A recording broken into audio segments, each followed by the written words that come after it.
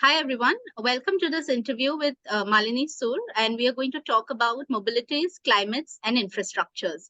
Very briefly introducing our speaker today, Malini Sur is an associate professor in anthropology at Western Sydney University, and she serves as the president or acting of Australian Anthropological Society. She is internationally recognized for her contributions to the study of borders, mobility, and gender. Her book, Jungle Passports, Fences, Mobility and Citizenship at the Northeast India-Bangladesh Border, University of Pennsylvania Press, 2021, was awarded the President's Book Prize from the South Asian Studies Association of Australia, Bernard S. Cohen Prize, Honorable Mention, and Choice Outstanding Academic Title 2022. Her research has been funded by the Australian Research Council, Dutch Research Council, Ministry of Education Singapore, and awards from the Tata Trust. Her first documentary film, Life Cycle, about air pollution and urban cycling in India, has been screened at Perth, Sydney, Canberra, Baltimore, Santiago, Singapore, Kolkata, and New York. Sur's interest in the environment, and especially in climatic events, air pollution and dust, and urban mobility includes new research on Australia. Malini, I welcome you to this conversation on doing sociology, and thank you so much for sparing the time. Rituparna, it's really my honor and delight to be in conversation with you. And at the outset, I would really like to congratulate you for this absolutely brilliant platform, Doing Sociology, that you and your colleagues have curated. I think it is making the study of society and culture accessible to a very diverse audience, including undergraduate students, the public at large, journalists. And I think it's one of the best things that has happened to the discipline of sociology and anthropology. So thank you so much for the platform. Those are very big and kind words, and I'm sure that it inspires not just me, but also the others in the team. So thank you so much. On that note, let me actually ask you about how you came to study mobility, climates, and infrastructures, and why are these important areas for social scientists to study? That's a great question to begin this conversation. Thank you so much for it. I'll start with my dissertation fieldwork. It was in end of March, April 2007 that I landed in a remote chore along the borderlands of Assam and Kurigram in Bangladesh. And the plan for my dissertation was originally to write a comparative labor sociology, follow one group of Bangladeshi migrants as they moved into India, follow their lives into cities, and try and understand their stretched life worlds between India and Bangladesh. But as you may recall, at that point of time, India had just started building a fence along its borders in Bangladesh. The project itself had been delayed for many, many years. Now, I found myself standing, as you know, because you're from Assam, along these shifting, ecological zones in which the river not only destroyed settlements, but it also silted and gushed out new settlements. And these new settlements were sites of contestation, not just historically between East Pakistan and India and Bangladesh and India, but also locally, right? They had to be laboriously cultivated and made into agrarian territories. So, as it happens, the ideas that we think about as students in a graduate program and the things that we write before we imagine fieldwork radically undergo transformation, right? So the three elements that I have been exploring since then until now, also in my work in Australia, this year I'm directing a film on the Parramatta River and also trying to understand how riverine societies came to develop around what is today an urban river. So the three elements that I've been working on in particular, ecologies, infrastructures, and mobility, owes its genesis to the fieldwork that I undertake as an anthropologist. And it's during not just my border fieldwork, but also my fieldwork with vendor cyclists in Calcutta that I've been doing for the last 4 years, and with cycling activists, that all that I think about the world when I'm in a library, or when I'm analyzing the world through what others have written, radically undergoes transformation. So I went to study air pollution in Calcutta, and I found God instead, because there were moments in my fieldwork that people would only speak about, their relationship with God and devotion. So fieldwork opens up the possibilities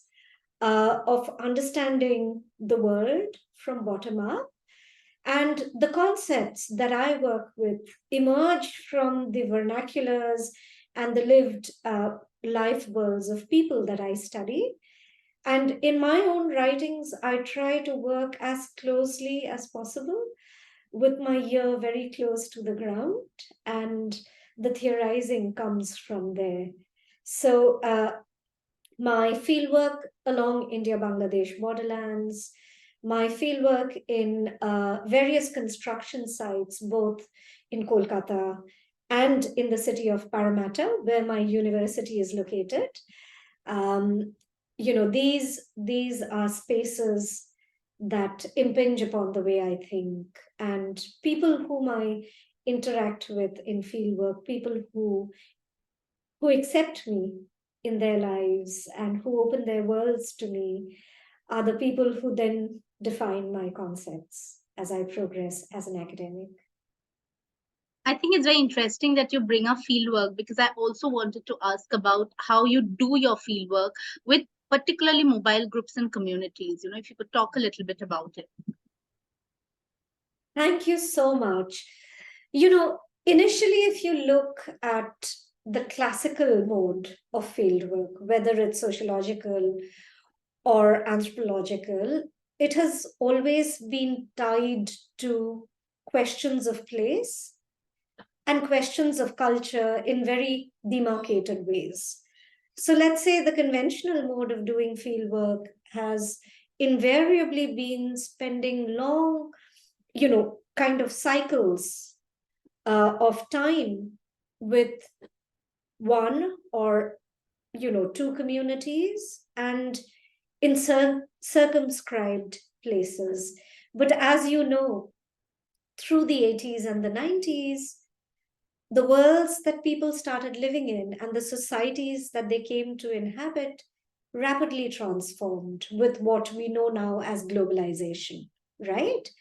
And, Appadurais mediascapes, there were re-territorialization of identities, there were various forms of media, various forms of transnational connections. So place as a unit of analysis and culture as circumscribed within certain ethnic or other parameters uh, came to undergo transformation, right? So my fieldwork has always been in the spirit of what we call multicided ethnography today.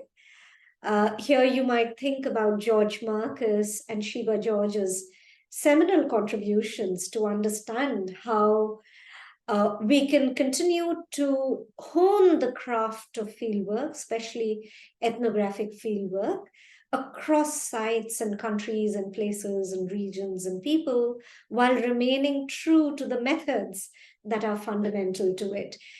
Having said all of that, unlike the nurses that George Marcus and Sheba George were following, I've been studying people who they move very quickly because of ecological circumstances or political circumstances, whether these are trans-border traders who are crossing the Bangladesh-India border, or whether they are vendor cyclists who are constantly on the move, or postal cyclists in the city of Parramatta who are also moving from one point to another. These societies and the people themselves and the societies within which they are situated need different ways of understanding culture, need different ways of understanding, uh, you know, how people's identities, people's economic aspirations, and people's relationship to places change. So it's difficult because you can't be stationary. You need to move with people. And often the people I I aim to write about are extremely busy. They are far busier than you and me, right? They're making a living, they're establishing networks, they have feasts, they're negotiating with either the police in large congested cities or they're negotiating with border guards. They are fathers, mothers, daughters, they have enormous amount of kinship and other obligations. So part of the methodological learning for me was to not only live with them, but to travel with them to the extent that I could. And it involved a lot of walking. Yeah. Now there, you know, there are anthropologists and sociologists who are studying cyclists, and a lot of them who are my colleagues who actually cycle with cyclists. Now, unfortunately, I am that anthropologist who didn't get the courage to cycle in Kolkata following the cyclists. So that's a kind of a methodological explanation I will have to give about my own fears of riding a cycle. And my own fears of riding a cycle are not just limited to India. I I have a sports cycle here, but I fear to ride it except on a cycling path, you know. So that's where I stand with mobile methods. Well, yeah, I think it's very interesting because I am the anthropologist who cannot cycle at all. So I will just fail at the, method itself. And you were talking about walking, and I remember that in the recent past there have been some people who have also looked at it as a pedagogical tool. Professor Rukmini Sen from AUD, for instance, wrote a very small piece on heritage walks and how that could also be a pedagogical exercise. It's not the thing that you're talking about, but it's very similar. I just thought I'll mention it. How do you think spaces come to be inflected with political meanings and implications? If you could talk about, a few examples from your work. That's a fantastic question, and I think that is one of the things that we are confronted in our daily lives. How do certain sites become marked and laden with political meaning? Let me start with my Borderlands research, which is, as you know, a decade-long research. And if you see the conventional nationalist security-centric understanding of borders, are regions that are peripheries, borders are crime-infested backwaters, borders are places of smuggling and illicit activities. And the moment these kind of nationalist underpinnings define scholarship, which Willem von Schentel reminds us in the Bengal borderland, that it has happened and it continues to happen in security-centric understandings of South Asia. Oh, God bless you. We tend to reproduce.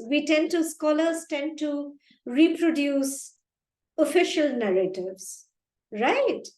But and this is really, really frequent. So if you think about what has happened in most of the border regions, because nation states have labeled these regions as zones of insecurity, as zones of illicit activity, as zones of political dissidence, they come to be classified and marked in specific ways. And not only the landscape is marked in a specific way, but the people are patrolled and policed and classified in a certain way that the state always has to go there to see who's patriotic, who's a traitor. Now, if you look at this extended zone that is a borderland, which is divided across indigenous lands, ethnic lands, you see an entirely different culture of complexity emerging. It's not as if there aren't moral or social or political hierarchies, except that these hierarchies are attributed to places and to meanings by the people who inhabit this landscape. And the same border troops who are mandated to function in a way that clearly demarcates civilian and military spaces operate in very, very diverse ways. They operate as extremely corrupt, extremely violent representatives of nation states, but they also operate through relationships of trust, through relationships of conviviality. And it is this complexity that comes to inflect these kind of spaces with particular meanings, right?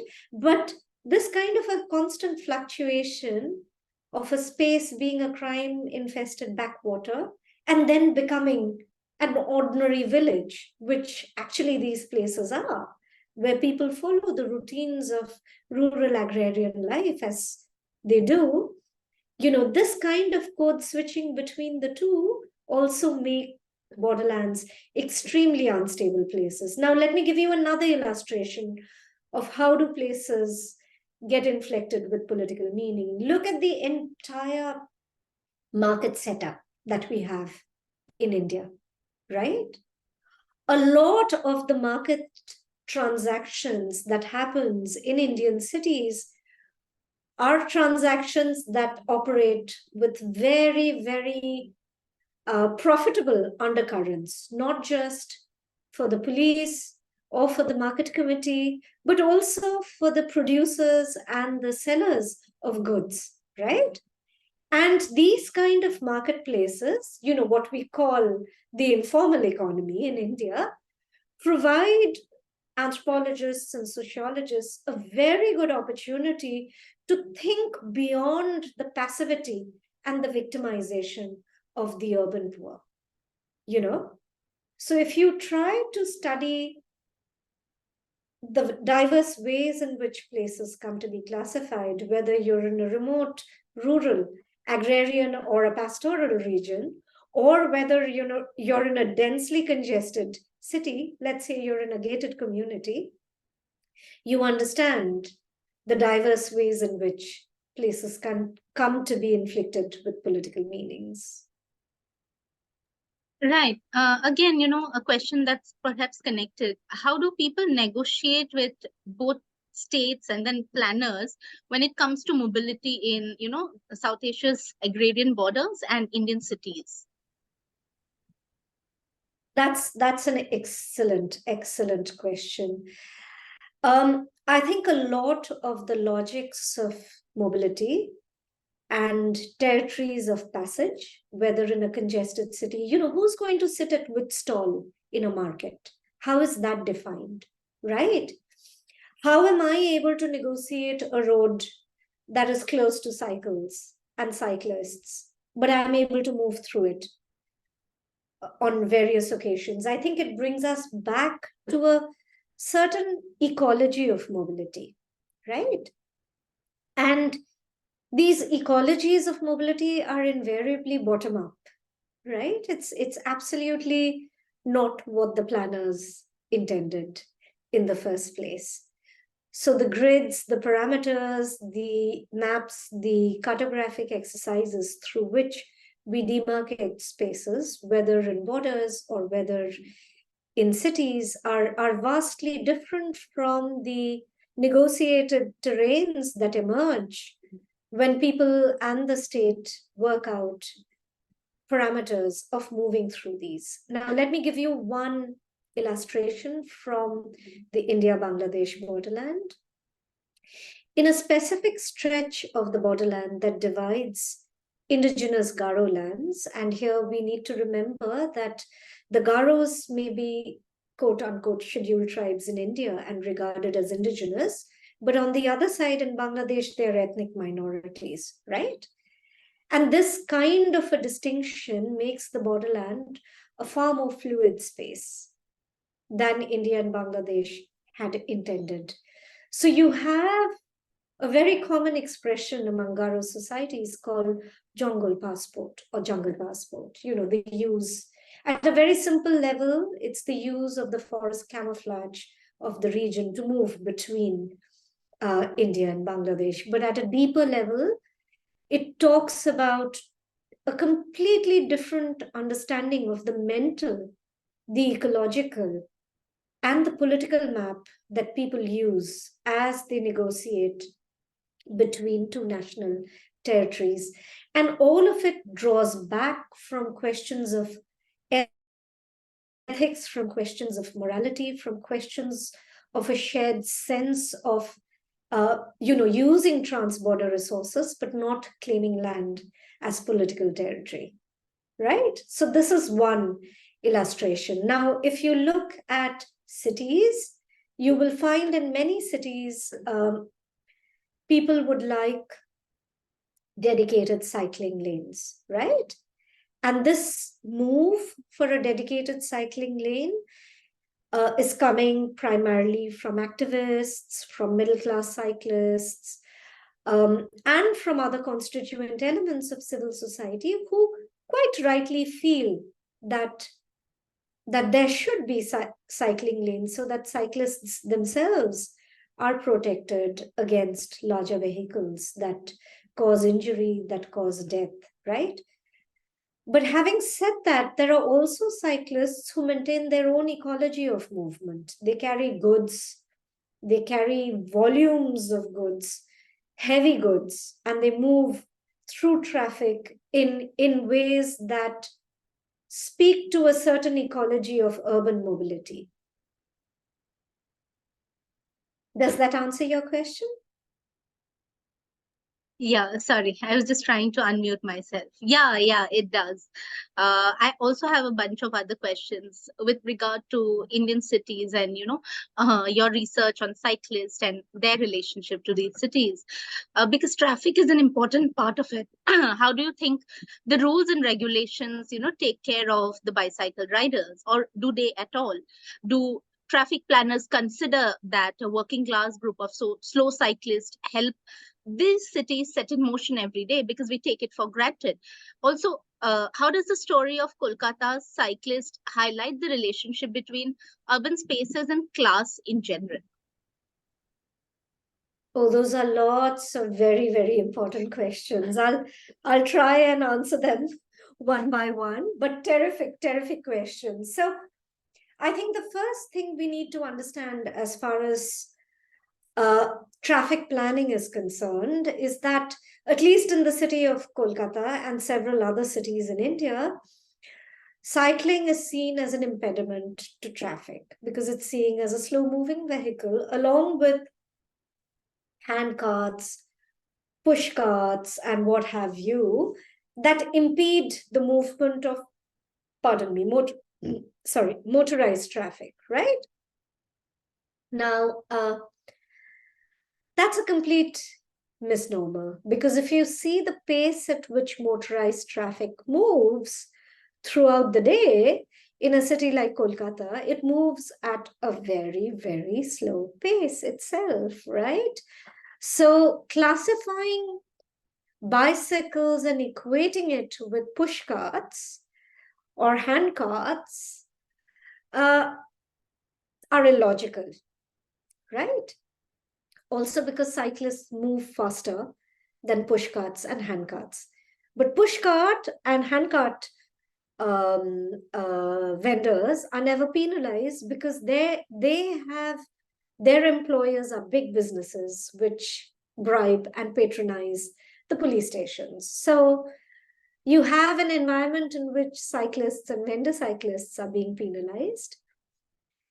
And what has been classified as really slow moving actually has access to space and blocks roads more frequently. And these are exactly the kind of top-down planning and the diverse ways in which bureaucracy understands the movement of traffic, which has so little to do with, it's almost as if we keep traffic smooth flowing, with using very narrow parameters, we've solved the problem of traffic in a city. If you look at, how people negotiate their relationships in a city, especially vendor cyclists, there are ranges and ranges of negotiations. And these everyday negotiations and relationships are very different from the negotiations that cycling activists may have and their forms of civil society advocacy. But at the same time, when you have rules and you have bribes and you have corruption, vendor cyclists are at the receiving end. They lose their entire day's earning, you know, when they have to forego an entire day's earning. Now, I conceptualize this idea of slow cycling as a reality that's not just a reality for a lot of people in Indian cities, but it's also a reality for a lot of uh, you know food vendoring cyclists in Australia, gig workers, right?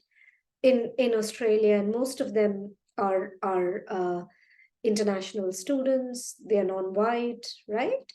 So I think slow cycling and the kind of informal vendor economy that we have, and the gig economy, enable us to understand how people move through cities in ways that are vastly different from what traffic planners do. And I think it's absolutely unfair to have little chits of paper, to have that high kind of corruption in in everyday life that we have, which make vendor cyclists and daily wage cyclists extremely vulnerable to the whims and fancies of traffic constables.